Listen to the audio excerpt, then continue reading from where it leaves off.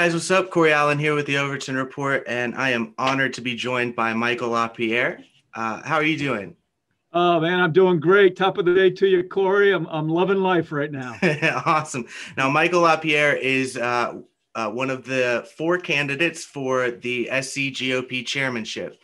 Mark Powell is running as well.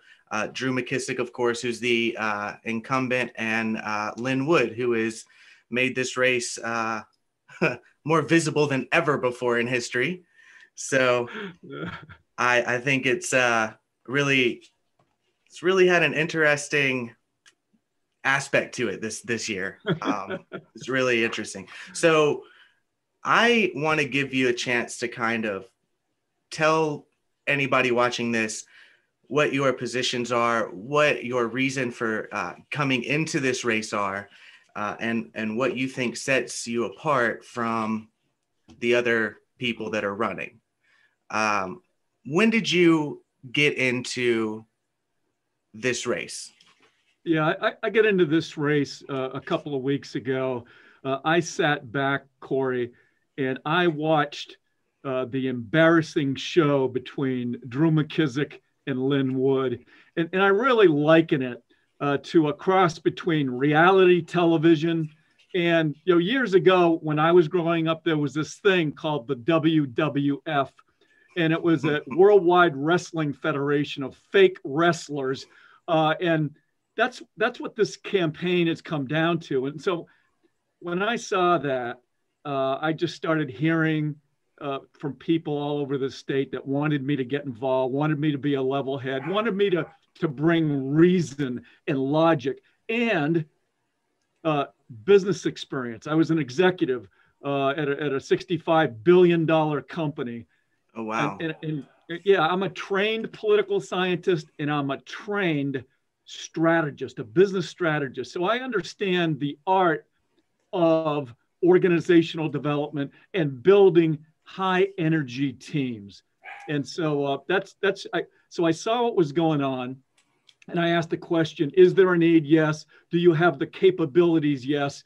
And do you have the political will? Because Corey, that if you don't have that fire in your belly, that you're not going to be successful. I am a fire-breathing conservative, very similar to MGT, Marjorie Taylor Greene, MTG. Okay, right. She is a fire breather, and that's what I will bring to the state chair position.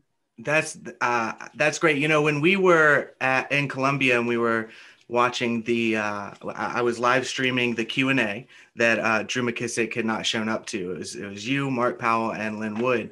I actually, after people who didn't even know that you were in the race, actually, on the live stream, after hearing what you had to say, because a lot of what you were saying, you weren't speaking in, vague terms or ambiguous feel-good liberty language. You were talking about specific policy issues and things that needed to be changed. And there were a couple of delegates that said that they were switching over to you after watching that. So I think that it's so important to hear where people are, what they're actually going to do. To be honest with you, I think all four of the people involved in this have the capability. I think to one extent or another, I think that where we're lacking in maybe Lin Wood, even Drew McKissick, is where they want the party to go. Policy issues that are on the table that are getting, we're getting constitutional carry amendments thrown out of gun bills in the South Carolina state legislature, when it's the most red it's ever been. And things like that. We've got a recall bill that's stalling because nobody wants to be held accountable, and it's Republicans that are trying to push that bill, but you get dead silence from people that are trying to run the chairmanship. Where do you stand on things like a recall bill and constitutional carry? So first of all, and I want to make real clear that Drew McKissick, Lin Wood, and Mark Powell do not have a vision for the state. They could be all great guys. All, who knows? I mean, all great guys. But when I'm talking about a vision, when you write a Newsmax article that simply says, do more of what Donald Trump wants, that is not vision, right? That's true. Drew McKissick, I want to know what you think. How are you going to take us to the next level of conservative values, to a devotion to our party platform like we've never had before? We are not, we are a very light red state. I want to make us blood red. And Drew McKissick has not done that. You can't do it. So here's the deal. When it's all about money and you need to cast a very wide net to fill the coffers, what are you going to do?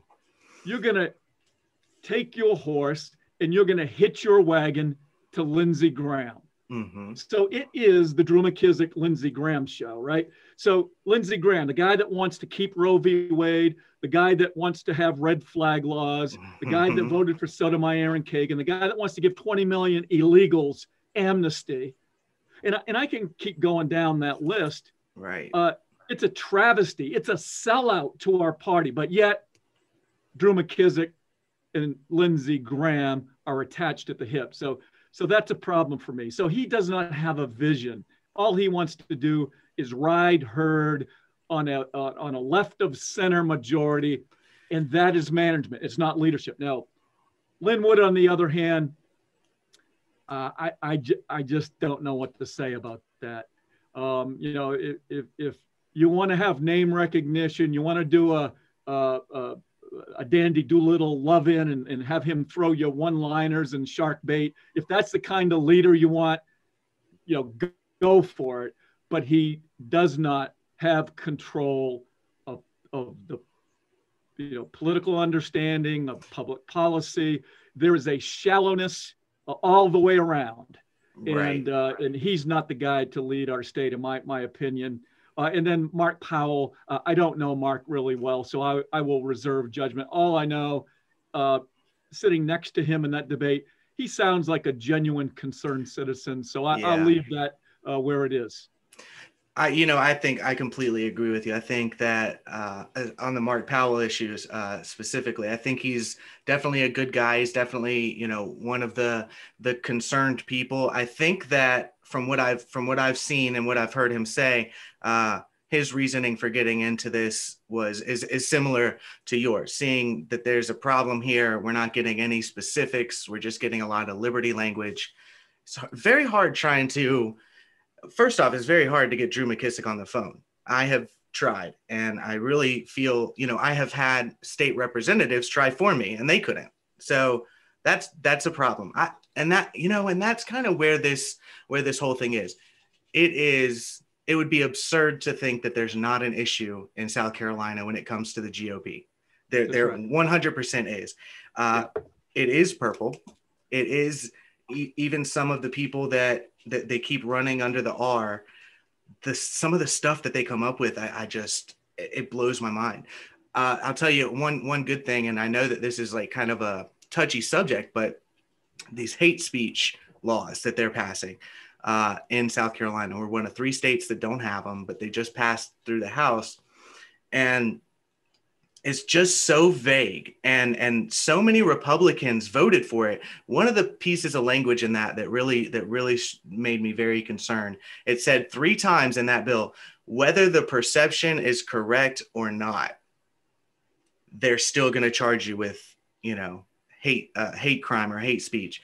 And that was very concerning to me. When people do things like that, as a GOP chair, what would you do if, say, the county that state rep is from, they say, look, we don't like what this person did. What does Michael LaPierre do at that point to help that county, fix that issue? That's a great question. And you blow the roof off. Drew McKissick does not blow the roof off when issues like that come up. So on a scale of 1 to 10, in terms of the effectiveness of using the bully pulpit, or using the platform that he's given to espouse conservative values. When things like that come up, he should use the bully pulpit. He should use his platform and blow the roof off. He should be in front of every newspaper, every radio show, every podcast, and he should put down his markers. He will not do it because, again, it's all about the money tree for Mr. Drew McKissick. He wants to leave every avenue open to be able to get more money. And if he drives his stake, Corey, deep in the ground, he offends people. He does not want to offend people. But here's the, think about this analytically and with discernment, right? If you stand for something, if Mike LaPierre becomes state chairman, and I am a conservative and I embrace the Republican Party platform and I stop trying to appease everyone and pander to everyone, but I drive the stake deep, do you think that the coffers are going to fill up really, really quick? I do. Yeah. I think people will all of a sudden get real excited about the Republican Party platform and what we stand for. And I think the money is going to come in droves. I think that we will have 10 times the amount of fundraising in South Carolina because we now believe in something. And that's where Drew McKissick and Lindsey Graham are missing the boat. I really believe that. I think that's a very valid point.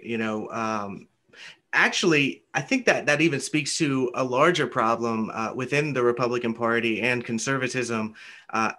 Part of the rise of Donald Trump and the way that he did things was we spend so much time on our back heel as conservatives. Don't want to offend, don't want to be called a name, don't want to do this. And it makes it, over time, it has forced us to kind of back off of our principles. Right. And I think that people like Donald Trump, because he would stand up and say, look, this is what's right. I don't care who I offend. I don't care what names you call me. I'm going to fight for this issue.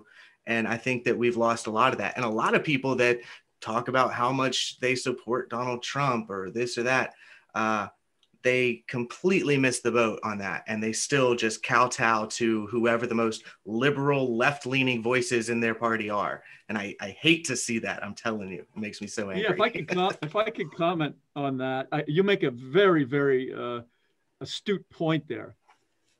So Drew McKissick is not Donald Trump. He might have received Donald Trump's endorsement, but he is not Donald Trump. Donald Trump is a populist, right? He attracts the populism of America. He attracts the working guy in America. He attracts Black Americans and legal immigrants. He attracts conservative women.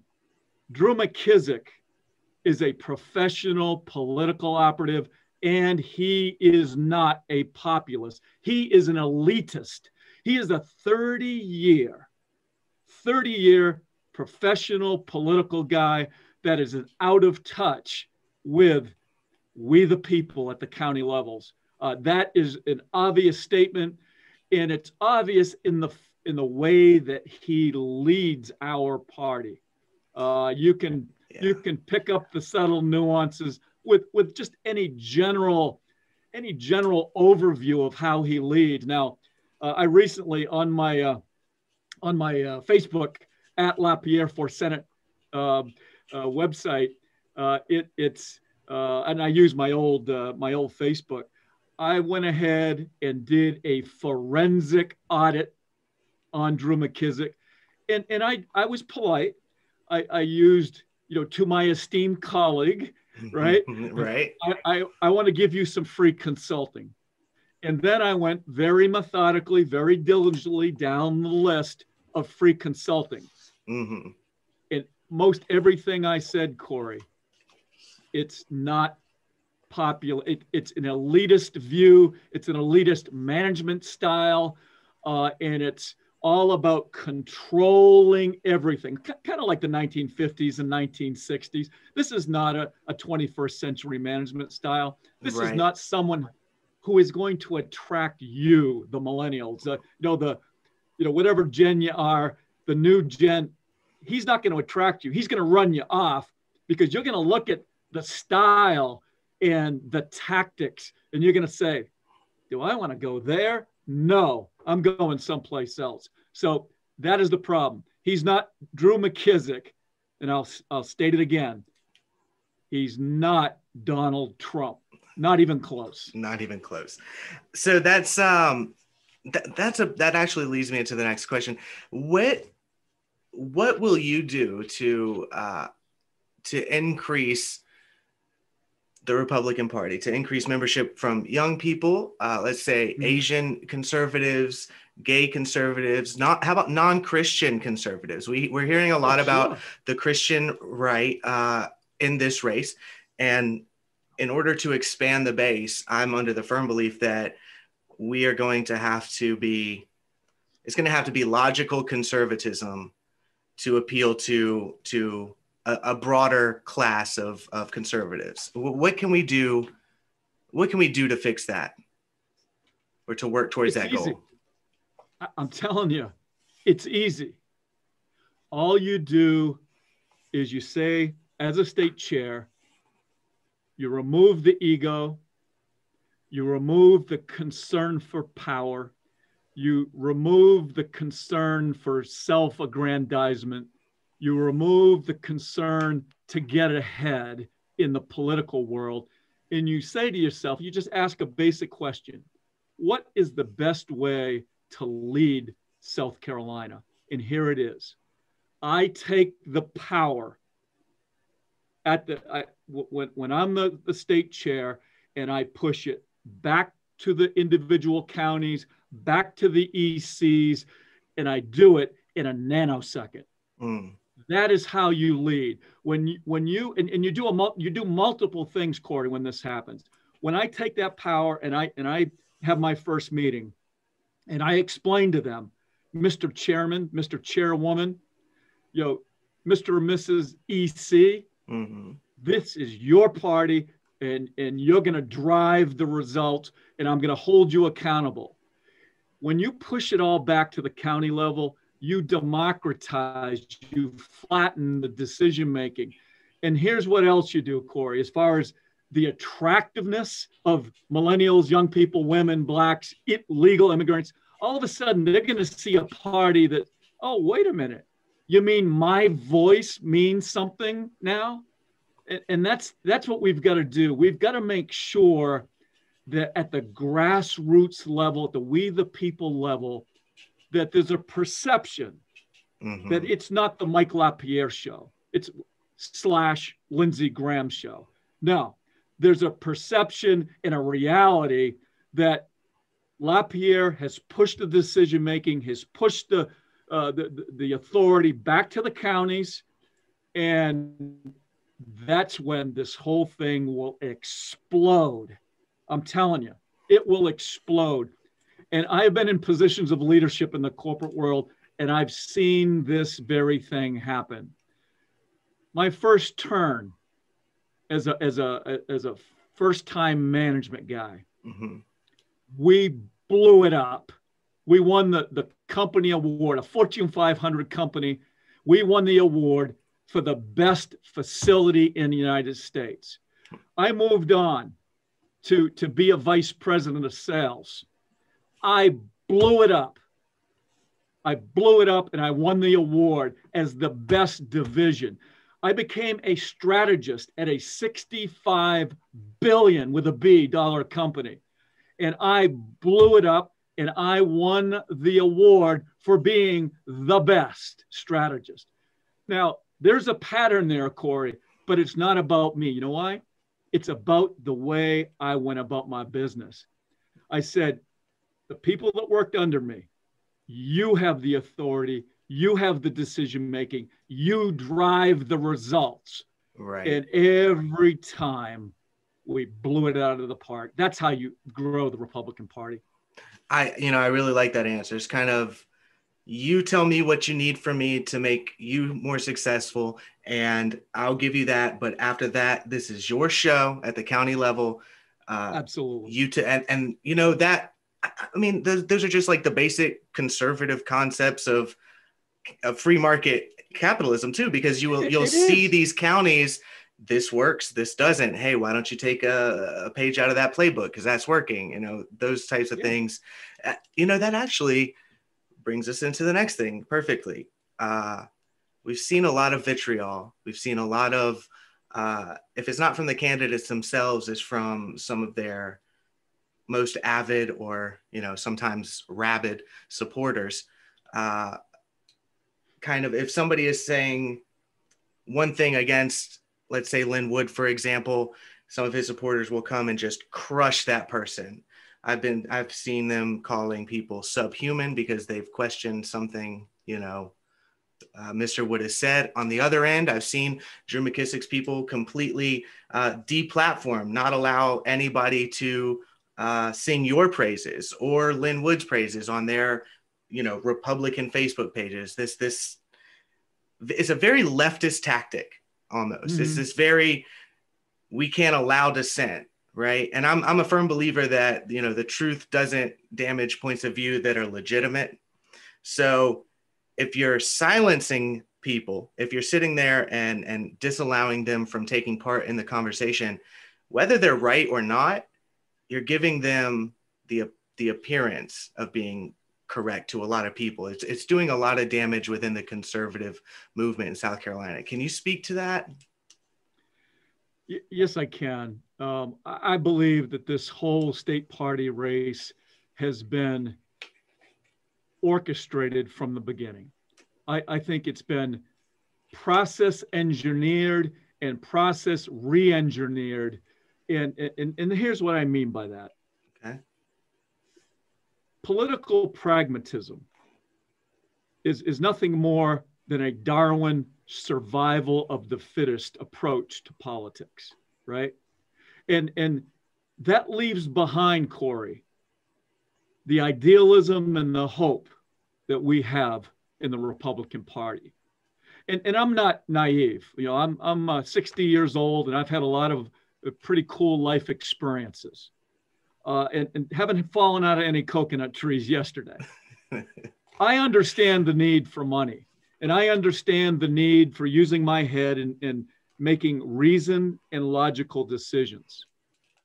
But when you re-engineer this thing to look just like the socialists, and your campaign strategy looks just like the socialists, I'm not sure that I want to be a part of that gig. I really don't.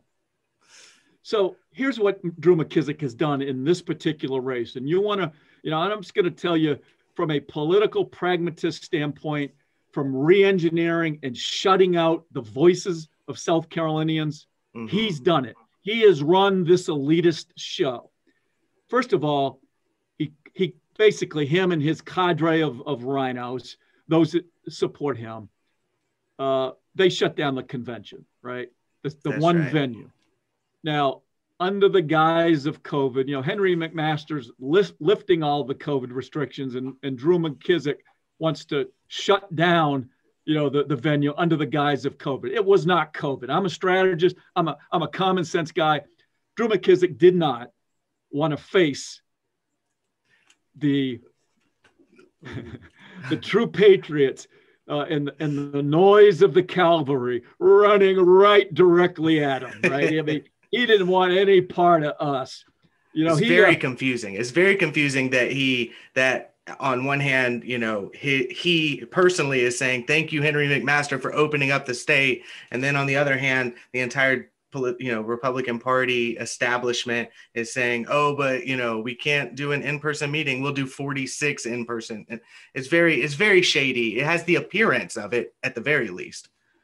Yeah. And so if my desire is to shut down opposition voices as an elitist, if my desire is to control the narrative as an elitist, if my desire is to not want to hear from we the people, his strategy is right on cue, right? I mean, he just shuts everyone out and allows his cadre of rhino establishment people to rule the day. Now, secondly, what's interesting, if you go to all these rhino Facebook pages, they are silencing our voice. If you go to the GOP, a lot of their Facebook pages, the county pages, right, they are silencing the voice of the opposition. You go to a GOP website, there is no opposition voice, right? So everything that's being done, and just recently I heard, I have not confirmed, but I heard that there will not be any resolutions in this hybrid convention that's going to go on Saturday. Again, doesn't want to hear from we the people, doesn't want resolutions because it will expose who he is. This is a sham. This is an orchestrated sham, and the people of South Carolina should rise up and send Drew McKissick a message. Yeah, wow, absolutely. So would you be interested in having closed primaries, and that way we would be able to elect chairman in the future by a popular vote rather than the delegate process? Would you rather something like that be available or used in South Carolina? Oh yeah, I love closed. I don't want people interfering with it. I mean, closed primaries. The master politician uses that to his advantage. Lindsey Graham, right? I mean, he, the Democrats come over and vote for him. They keep that liberal, progressive, socialist rhino, Joe Biden's best friend or besties or whatever he said. They keep him in the cash. No, we got to close our primaries, and we've got to identify. Now, don't get me wrong. I'm a fire breather, but I'm also very, very rational and reasonable. We're going to have differences in our party. There are moderates, there are ultra conservative, Christian conservatives and regular ultra conservative people and libertarians and liberty minded, and all of that is good stuff. But when you go so far left in our party that you look like the socialist, you need to change your name. Get rid of the R, put a D, put an S for socialist, put an I for independent. I don't care what you do. Right. Get out of our party. So I am very reasonable with the reasonable, if that makes sense, right? No, it does, yeah. And so, yeah, I'm going to reshape our party. I'm going to drive the stake, and I'm going to say discussion and debate, good stuff. You're going to be a wholesale sellout. Get out. Right. That's, and that's a very good point, because it's almost as if nobody really knows where the line is, right?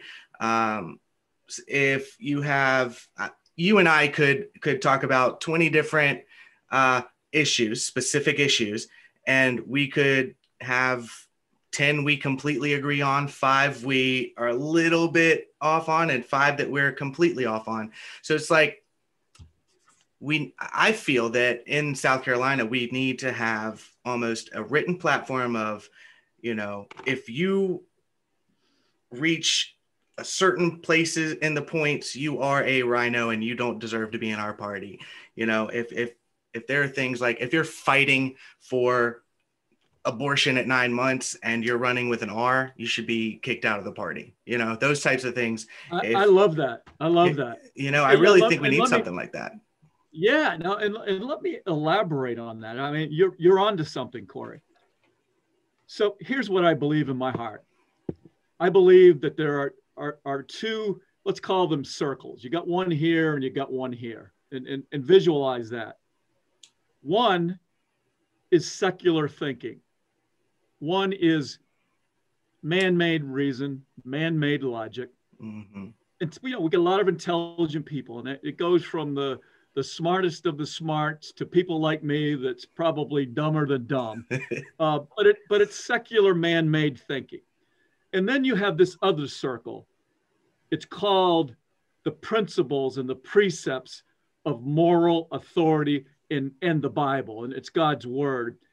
And then when you take those two circles and you put those, over one another, there's going to be intersection. Mm-hmm. And that intersection, in my mind, is the basis for legislation. It's the basis for discussion. It's the basis for moving our party forward. If you believe in things that are anti-Republican Party, that are anti-God, and you want to bask in man-made thinking and secular anti-God thinking, Mm-hmm. you're not welcome. If rather you're somebody that has a moral backbone and somebody that understands, the principles and the foundations of our party and has some kind of cursory understanding, you're a person of faith, and it doesn't make, whether you're a person of faith, Right. Something bigger than you. Yeah. It's bigger than, then you can move our party forward. But I call it the delicacies of political ideology. If all you want to do is hang out in secular reasoning and the delicacies of man-made thinking, you're a genius inside your political mind, outside of morality and outside of God's word, sorry, not welcome. I completely agree. I say this all the time. It's this concept, postmodernism, but the moral relativity within it. This concept, and we see Republicans doing it all the time, and we especially see libertarians doing it all the time, that nothing is more or less moral than anything else. Like these types of these secular concepts, and they truly are secular humanist type concepts. They've done nothing but lead us down into absolute destruction of the nation, and everywhere else it happens. Moral relativity, those concepts are used by evil people, truly evil people, like the Soviet Union. That's why they take the concept of God and a higher power completely out, so that they can keep pushing it and pushing it and pushing it and do evil things that ends justify the means things. If there's no moral backbone, like you said, no moral guiding stone, then I love it. Yeah, I love what you're saying. I mean, that's just the way that, that's just human nature, because without humans, without morality, are animals, That's right. And Corey, here's the thing, and I'm going to drop a bomb on your listening audience, and one that not a lot of people are probably aware of or don't understand. So the Supreme Court has recognized secular humanism under the Free Exercise Clause as an established religion. Okay. So what Justice Black acknowledged it, that it's a religion. So what happened is they got, under the Free Exercise Clause, they got conscientious objector status. They get tax exempt status as a religion. So me, in my curious Davy Crockett style of trying to grin the bar, I wanted to go out and, well, if they're a religion, what do they stand for? So I went out and I looked up their manifestos, the Secular Humanist Manifesto 1, 2, and 3, because I wanted to know what the tenets and the beliefs of that religion were. And I'm just finished a book that will be coming out in a month that exposes this. So what I found, it's crazy stuff. What they teach, their beliefs, is evolutionism, right? Yeah. Atheism, Okay. relativism, moral relativism, naturalism, and a love for the global warming and all of the save the world, save the nature, all of that kind of nonsense.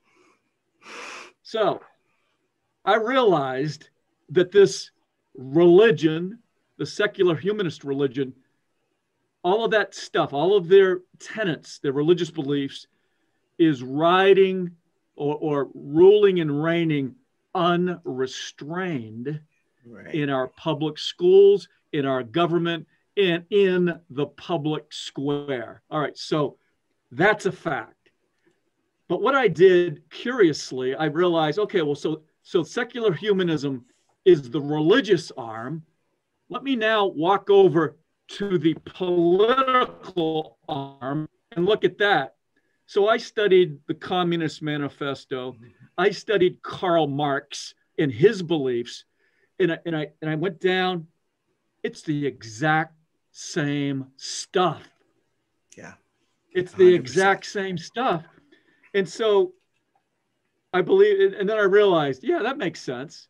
You've got the religious arm, and you've got the political arm, and you've got the national media arm to indoctrinate and brainwash us. So then in my book, I did a final comparison against, or juxtaposition against, Christianity. What does absolute truth, what does Bible truth tell us? And really, the end result is this: that the Joe Biden administration is a socialist administration. The sooner we admit that, don't refer to them as Democrats. They're not. They're socialists. They are an anti-God administration. They proved that last week. Yeah. Beyond belief. Like, if you had any questions on the National Day of Prayer, the president not saying the word God, and he claims to be a Catholic, that's why he can't get the Eucharist. I mean, the man is definitely, and it's not about it, he is anti-God, like anti-God. And no matter what your concept of God is, it's always going to be goodness. It's always going to be fairness and what is right and moral. He is anti all of that. Absolute socialist. Sorry, continue. It's absolutely, yeah. And so I'm with you.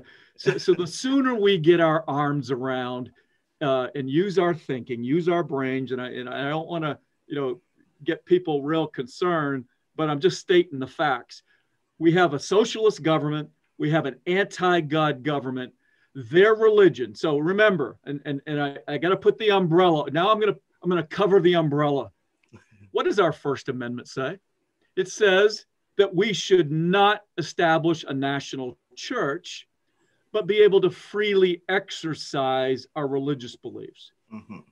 Now, wait a minute. If we're not supposed to establish a national church, why is the secular humanist religion ruling the roost? To me, it's problematic. It is. And we've got to find a way to tamp down that advantage. And it's both a political advantage and a spiritual advantage. We've got to find a way to create, as they say, I was a basketball player at one time, and you got to create elbow room for yourself underneath the basket. Right. And so I've got the spiritual discernment. I've got the business background. I've got the political strategy background to expose what's going on. Now, let's face it. Do you think for one nanosecond that Drew McKissick and Lin Wood are going to be able to speak to what I just said? They don't have a clue. Because if they did, Corey, if they did, and even if they had just a little bit of a clue, they would be speaking about this stuff. Right. The fight in our country, it's a fight about separation of church and state. It's about a fight to not let those anti-God secularists take the Bible out of our public square, take prayer out of our public square, take the 10 Commandments. That is the fight. Mm-hmm. We can perfume the pig all we want and stay in that secular humanist, political ideology sandbox. That is not the fight. The fight, remember when those two circles, right, that intersection, the fight is to keep us there. That is the fight. Yeah. I mean, I think I agree with you. I would love, after this, I would really like to, for you to send me those Supreme Court, those documents, and I'd really like to take a look, and your book. Let me know when that comes out. Yeah, I'm going to give you the book. So it's at the editors, at the publishers as we speak. I've got it in PDF file. So I'm going to send you the pre-edited, pre-published version. Oh, wow. So you can look through that. Yeah. And so here's, and I'm going to leave you with a little cutesy that they did. So when there was a Supreme Court secular humanist majority, right, they did this little cutesy trick. They passed a law, and you'll see it in this book I'm going to send you.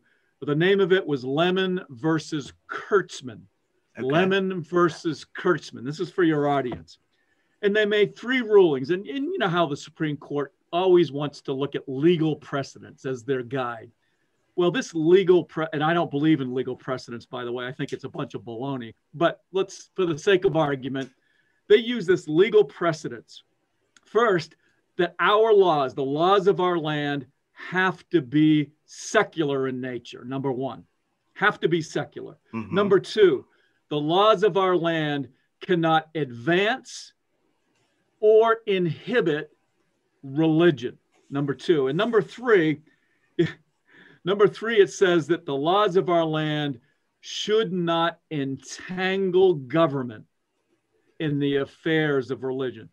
So what that legal precedence and the fancy Latin term is stare decisis, all it is circular reasoning and a catch-22 for every case that comes before the Supreme Court to be able to throw out even the hint of religion.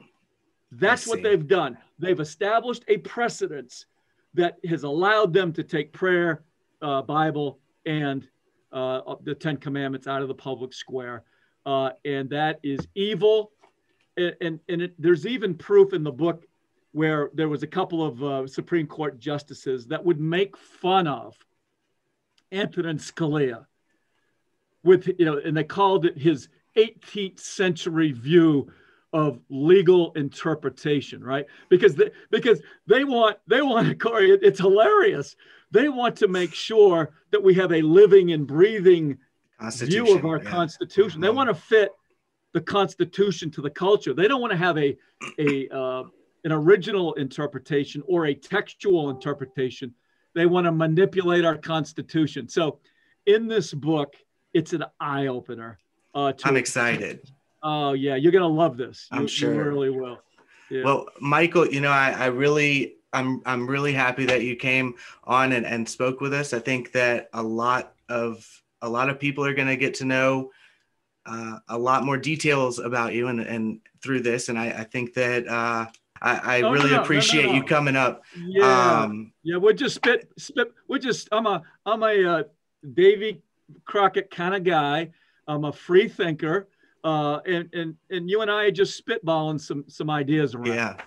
That's how I'm gonna lead. I am going to take this party to an entirely new level of intellectual thought and devotion to our country. And I've got some skills that are God-given, that God has blessed me with some spiritual gifts, and I'm running with it. And if anybody in your audience wants a free book, and please, when I send you that book, spread it around. Go to, you can just email Mike Lapi, MikeLapi @gmail, and I will launch it to you. Please read the entire thing. It's a game changer.